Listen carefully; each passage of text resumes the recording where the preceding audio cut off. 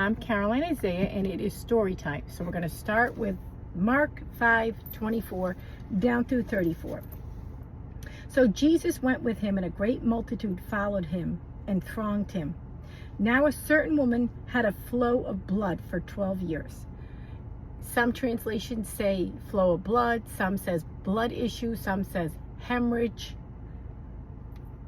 and had suffered many things from many physicians. She had spent all that she had and was no better, but rather grew worse. When she had heard about Jesus, she came behind him in the crowd and touched his garment. For she said, "If only I may touch his clothes, I shall be made well." Now some translations say made whole. Immediately the fountain of her blood was dried up, and she felt in her body that she was healed of the affliction.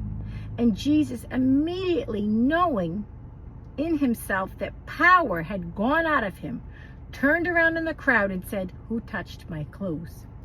But his disciples said to him, "You see this multitude throng you, and you say, 'Who touched me?'" And he looked around to see her who had done this thing. But the woman, fearing and trembling, knowing what had happened to her, came and fell down before him and told him the whole truth. 34. And he said to her, "Daughter, your faith has made you well. Go in peace and be healed of your affliction." So first of all, it's Saturday. It's the Sabbath. Jesus is Jewish and she's unclean. So that's a no. Says that she had spent all that she had, 12 long years. It says she exhausted. It said the doctors wore her out. She walked, I can imagine she walked miles. She's in a crowd of people. And she sees Jesus.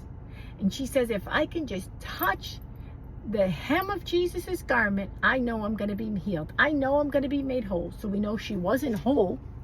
We know she had a blood issue.